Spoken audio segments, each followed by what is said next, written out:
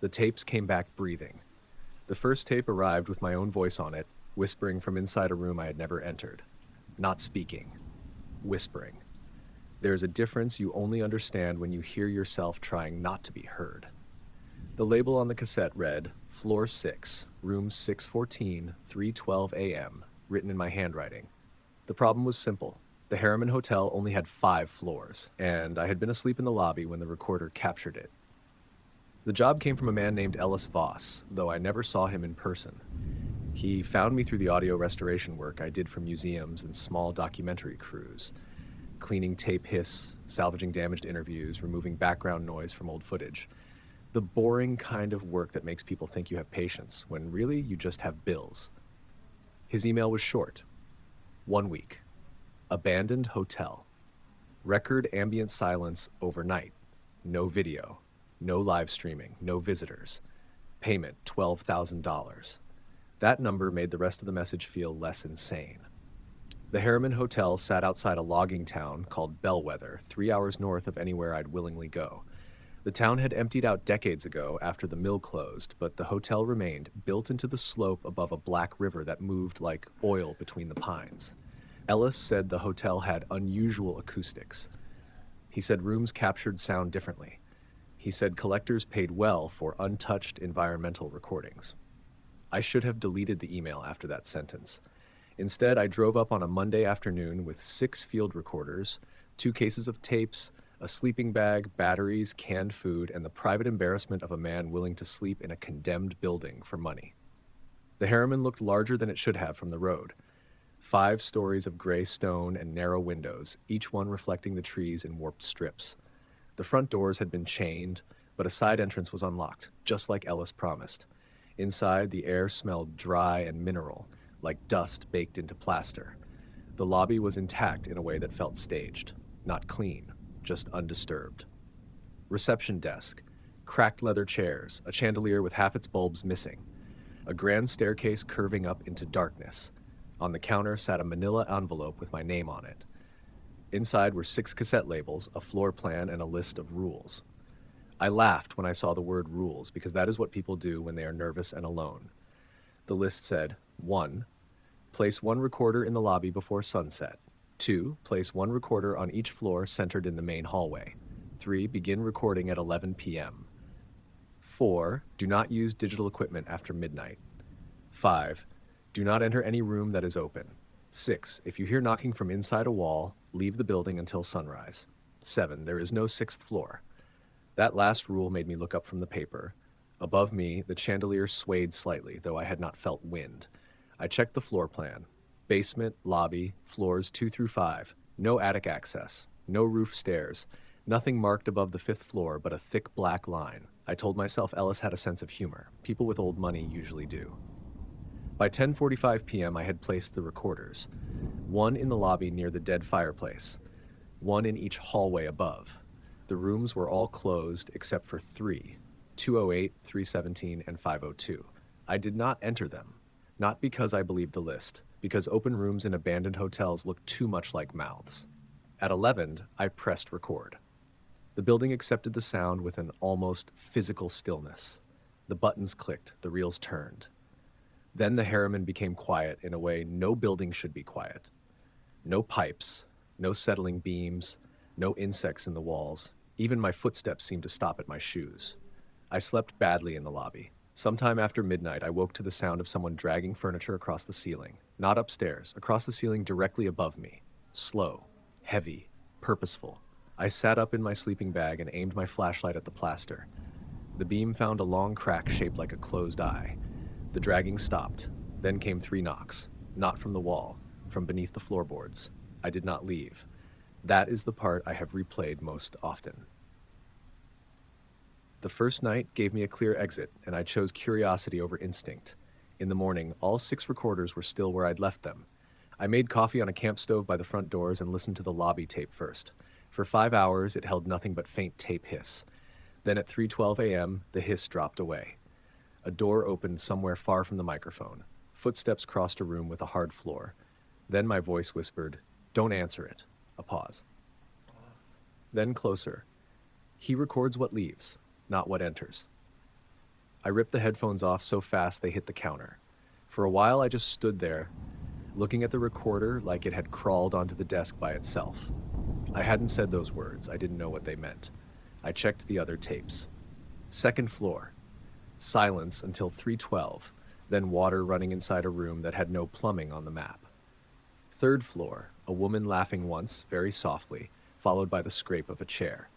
Fourth floor, footsteps pacing the hall, stopping beside the recorder, then the sound of someone breathing through their teeth. Fifth floor, nothing but tape hiss. Then I found the extra cassette. It was tucked beneath the fifth floor recorder, though I knew I had not placed it there. The plastic case was warm. The label was already filled out. Floor 6, rooms 6 and 14, 3:12 a.m. In my handwriting. I almost left then. I packed the tapes, folded the rules, and carried everything to the side entrance. Outside, morning light spilled across the wet road. My car was exactly where I'd parked it, but the driver's side window had fogged from the inside. On the glass, someone had written with one finger, "Play it here." A few hours later, I did what I should have done the moment I saw those words on the window. I went back inside. I told myself I was only going to prove the note was a prank. People leave fingerprints. They hide cameras. They rig old buildings to scare trespassers.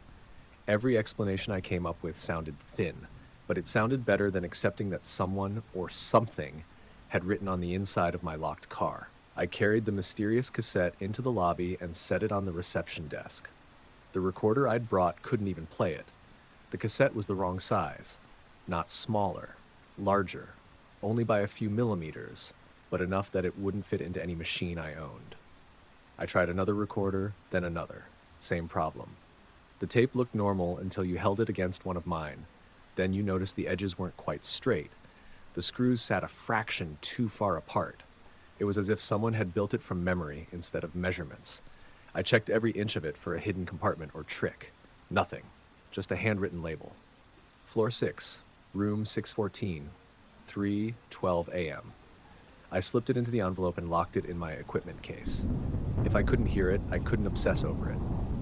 That lasted maybe 10 minutes. By noon, I had walked through every accessible part of the Harriman, with the floor plan in one hand and a flashlight in the other. The hotel was exactly as advertised. 5 floors, 1 basement, no concealed staircases, no elevator shaft extending beyond the 5th floor. But measurements began to bother me. The outside of the building was taller than the inside. I noticed it while standing across the road. 5 floors should have put the roof roughly 60 feet above the ground. Instead, the stone walls climbed another 15 feet before the slate roof began. Enough space for another level. Not enough space for an attic. Just space. Back inside, I measured the stairs. Each flight had 18 steps. 5 flights should have required 90 risers. I counted 108. I counted again. 108. Somewhere between floors, 18 steps simply disappeared. My notebook filled with numbers that refused to agree with each other. The hotel wasn't changing. It had been wrong from the moment I arrived. That evening, another envelope waited on the reception desk. I hadn't heard anyone enter. Inside was a single page. Night 2 record as before. If you hear footsteps above the 5th floor, do not count them. If a door closes by itself, mark the time but do not investigate. Most importantly, if you recognize a voice, do not answer it. No signature. Just fresh black ink. I searched the lobby for hours. Dust coated every surface except the reception counter. Someone or something had been standing there recently. That realization stayed with me long after sunset. At 11, the recorders were running again. This time I didn't try to sleep. I sat in the lobby with a notebook, headphones around my neck, and a flashlight pointed toward the staircase. At 1:47 a.m., the building made its first sound. A distant elevator bell. One soft chime. The Harriman didn't have an elevator. I waited. Another chime. Then the unmistakable metallic groan of doors sliding open. It came from somewhere above the 5th floor. I knew I shouldn't move. Instead, I found myself standing at the base of the staircase. Silence returned. Then footsteps. Slow, measured, crossing a hallway that shouldn't exist. Without thinking, I began counting. 1, 2, 3. The note flashed through my mind. Do not count them. I stopped at 8. The footsteps continued anyway. 9, 10. No, I hadn't counted those. I only heard them. Didn't I? The sound circled overhead for nearly a minute before stopping directly above me. The ceiling creaked, dust drifted onto the marble floor. Something heavy was standing where no floor existed. Then came a voice, my mother's. Daniel? I closed my eyes. She had been alive. She was hundreds of miles away, and she had never called me by that tone. It wasn't fear, it wasn't relief. It sounded like someone trying to remember how she used to speak. Daniel, it said again, could you come upstairs? Every instinct told me to answer. Instead, I bit the inside of my cheek until I tasted blood. The voice waited. Then another joined it. Mine. Don't. Just that single word. The ceiling groaned again. Whatever stood above me took a step away. The impossible hallway became silent. I stayed in the lobby until sunrise without moving more than a few feet. Morning brought worse discoveries. The third floor recorder had vanished. Not broken. Gone. I searched every room, every hallway, every closet. Nothing. Finally, I noticed a thin trail of magnetic tape stretched across the carpet like fishing line. I followed it. It disappeared beneath the closed door of room 317. The same room that had been open yesterday. Now it was shut. I stood there for a long time. The rules never said closed rooms were safe. Only that open ones were dangerous. After several minutes, I crouched and looked beneath the door. Darkness. No light. No furniture. Just enough space to see something lying on the floor. It was my missing recorder. Except it wasn't alone. Another hand was holding it. The fingers were pale. Still. Patient, as though whoever they belonged to had been waiting for someone to look underneath. I froze. The hand didn't move. Neither did I. Then, very slowly, the recorder slid away into the darkness without the fingers changing position at all. As if the floor itself had carried it deeper into the room. I backed away. Halfway down the hallway, I realized something that forced me to stop. There had been no body attached to the hand. Only the wrist, resting flat against the floor, pointing toward the center of the room, as though the rest of whoever owned it was somewhere beneath the boards. I returned to the lobby, shaking, more confused than frightened. Nothing in the hotel behaved like an animal. Nothing behaved like a ghost. Everything acted with intention, as though the building itself had developed habits. While packing fresh batteries into the remaining recorders, I noticed the equipment case was open. I was certain I had locked it. The oversized cassette sat on top. The label had changed. Someone had crossed out floor 6. In careful handwriting, 3 new words appeared beneath it. Your room now. I should have driven away before sunset. Instead, I found myself carrying the oversized cassette through the lobby as though it weighed far more than plastic and magnetic tape. Every sensible part of my mind insisted the messages, the voices, the impossible measurements, all had ordinary explanations that I simply hadn't uncovered yet. Then I noticed something I had somehow missed for 2 days. The guest register behind the reception desk. It lay open beneath a layer of dust that hadn't been disturbed except for a single page near the middle. Hundreds of names filled the columns above and below it, stretching across decades. Travelers, families, salesmen, honeymooners. One line remained blank except for the date. The date was tomorrow. As I watched, ink spread across the empty line. Not quickly, not dramatically. The letters appeared the way frost creeps across glass. Daniel Catula. The room number formed a second later. 6114. I slammed the book shut so hard the leather cover split at the spine. The hotel answered with a deep, muffled sound somewhere overhead. Not a bang, not a footstep. It sounded like an enormous door closing very far away. I packed everything in less than 5 minutes. The recorders, the tapes, my sleeping bag, the stove. I never looked toward the staircase. Outside, the afternoon sky had turned the color of old aluminum. I threw the cases into my trunk, climbed behind the wheel, and turned the key. Nothing. The battery was dead. It had been replaced 2 weeks earlier. I tried again, only a dry click. The dashboard clock flashed 3:12 before going black. I got out and started walking down the empty road toward Bellwether.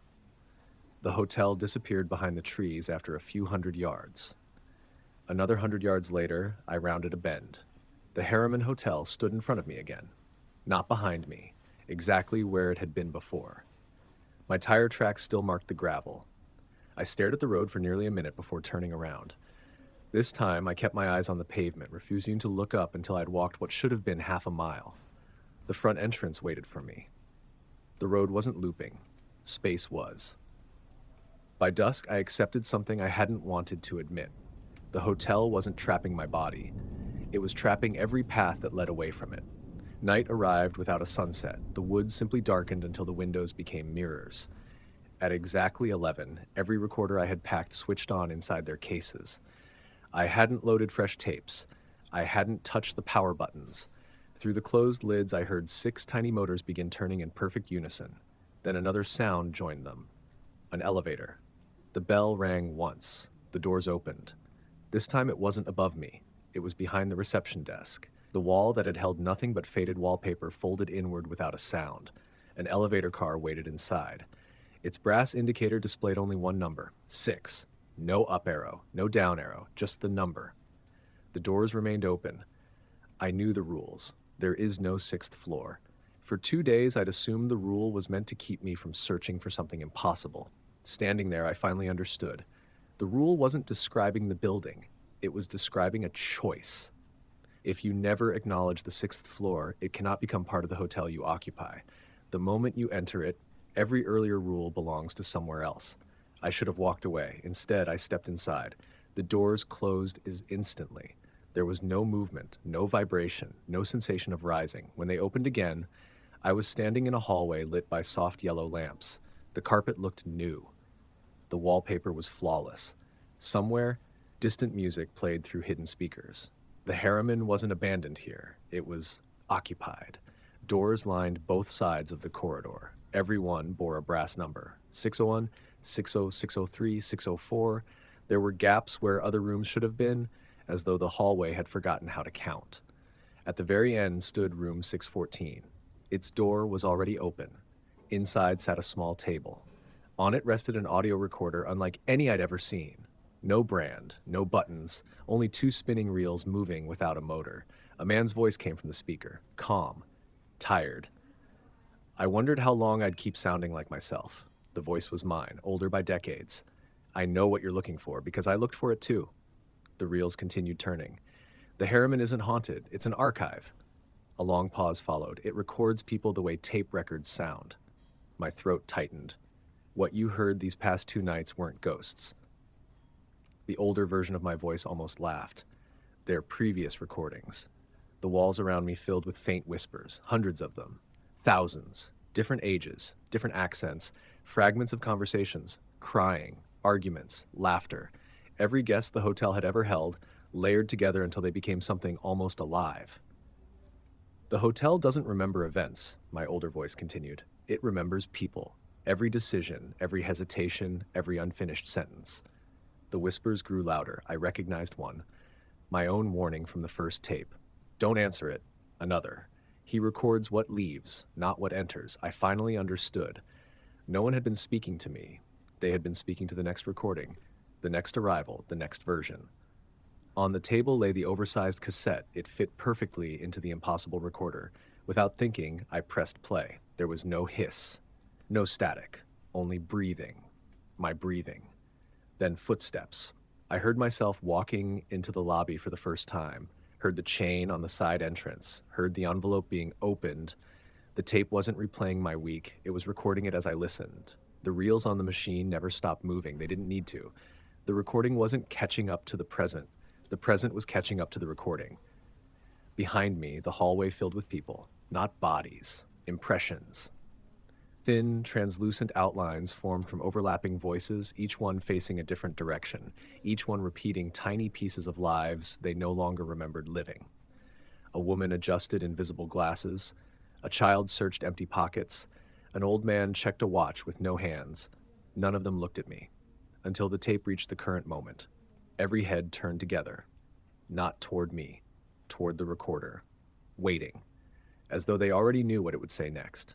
The reels slowed. One final sentence emerged through the speaker, spoken in my own voice, clear, certain. Leave the new envelope on the desk. The recording clicked to an end. When I looked down, there was a fresh sheet of paper in my hand, written in black ink. Night 1. Place 1 recorder in the lobby before sunset. I don't know how long I stood there before I walked back to the elevator. I don't remember reaching the lobby. I only remember finding the manila envelope already resting on the reception desk, addressed to someone who hadn't arrived yet. Months have passed since I escaped the Harriman. At least, I think I escaped. The tapes from those 3 nights remain locked in a climate controlled storage vault that no one else has permission to access. I've never listened to them again. I don't need to. Every morning, before I unlock my office, I find a little more dust on the floor than there was the night before. And once a week, without fail, an envelope appears on my desk in handwriting that is becoming harder to distinguish from my own. I've never opened the newest one, but I don't throw them away. Because each time I hold one to my ear, I can hear a hotel that should not exist waiting for someone to press record.